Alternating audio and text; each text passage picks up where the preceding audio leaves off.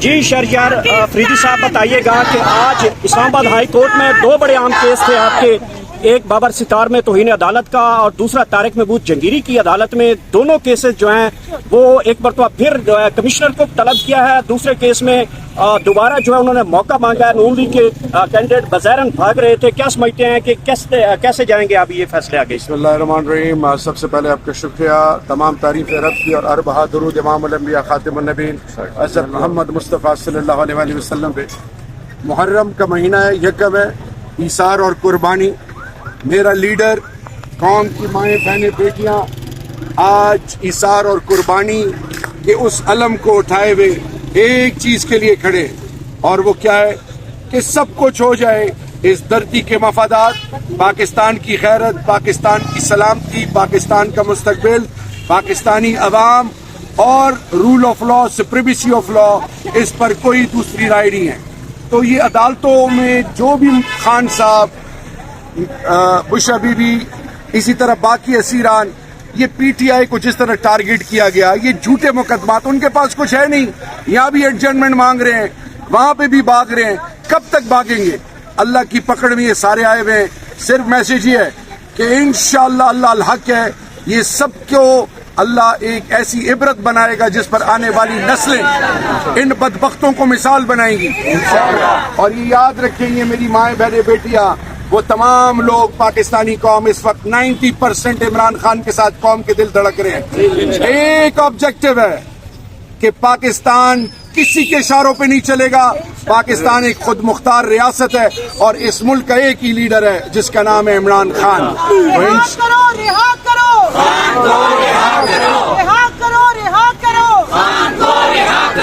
ایک ریاست دو دستور، نامنظور نامنظور، ایک ریاست دو دستور، نامنظور نامنظور،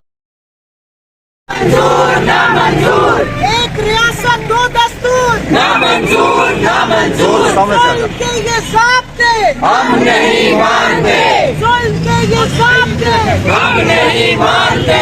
شرم کرو، حیا کرو، خان کو رہا کرو، شرم کرو، حیا کرو، خان کو رہا کرو، خان تیرے جان نثار بے شمار بے شمار، خان تیرے جان نثار بے شمار بے شمار، رہا کرو رہا کرو، خان کو رہا کرو، ظلم کے یہ ضابطے ہم نہیں مانتے، ظلم کے یہ ضابطے ہم نہیں مانتے۔ ایک ریاست دو دستور، نامنظور نامنظور، ایک ریاست دو دستور، نامنظور نامنظور۔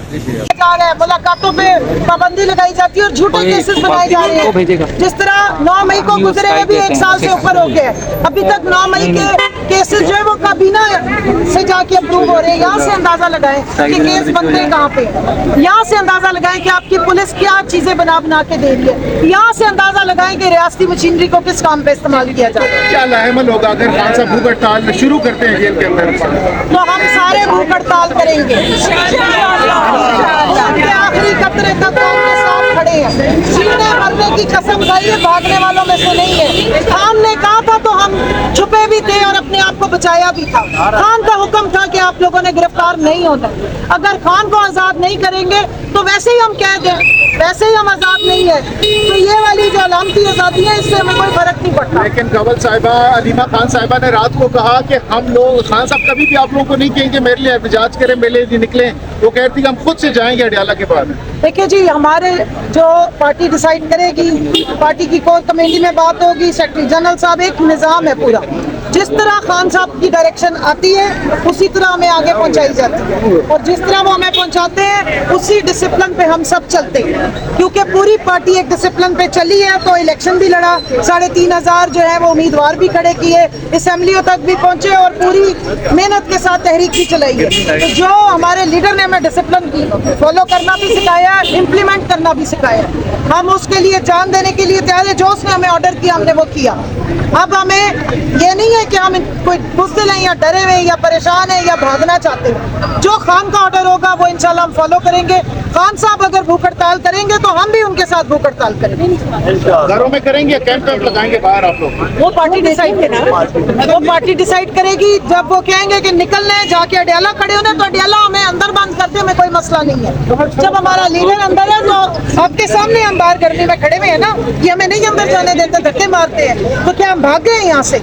ये ना गर्मी हमें कुछ कहती है ना हमें सर्दी कुछ कहती है। इंशाल्लाह हमें खड़े होना सिखाया हमारे लीडर ने, हमें बड़ी अच्छी ट्रेनिंग की है हमारी। ये बताइएगा कि वो कौन सा प्रेशर है कि 29 तारीख को फैसला देना होता है और फैसले की बजाय खबर मलिका की दरखास्त का एक्सेप्ट होती है और वो फैसला नहीं दे पाते। नए जज भी आज 2 घंटे दलाइल होने थे, लेकिन उनकी दरखास्त एक लिहाज से कबूल हुई और मामला कल तक चला गया। और कल भी इस्लामाबाद हाई कोर्ट की जांच देखा जा रहा है कि वो क्या कहती है, जबकि ऑलरेडी हाई कोर्ट की डायरेक्शन मौजूद है। तो रुकावट ये प्रेशर कहाँ से आ रहा है? देखिए बात सुने, जब भी हम इनसे बात करते हैं ना, ये पुलिस वालों को भी कहते हैं कि हमें अंदर जाना हो, कहते हैं ऊपर से ऑर्डर है। अब हम ऊपर देखते हैं तो कुछ नजर नहीं आता, तो ये ऊपर कहाँ से डायरेक्ट इनके पास ऑर्डर आ रही है, आज तक इन्होंने बताया नहीं। और प्रेशर कहाँ से आ रहा है वो तो आपको इस्लामाबाद हाई कोर्ट के 6 मोतबर जजेस ने लिख के बता दिया है। उन्होंने आपको एग्जैक्टली बता दिया है कि प्रेशर हमारे पर कहाँ से आ रहा है। तो ये सिर्फ और सिर्फ डिलेइंग टैक्टिक्स है, क्योंकि राना सनाउल्लाह ने भी बता दिया है, उनके सारे अगले पिछलों ने आपको बता दिया कि हमने इमरान खान को जेल में रखना है, क्योंकि वो पाकिस्तान का असली इलेक्टेड वजीर आजम है। फॉर्म 45 वालों का वो मेन अमीन है, उसको पाकिस्तान की आवाम ने मैंडेट दिया है, तो फॉर्म 47 वालों की कापे टांग रही है, इसलिए वो अंदर बंद करना चाहते हैं। बहुत बहुत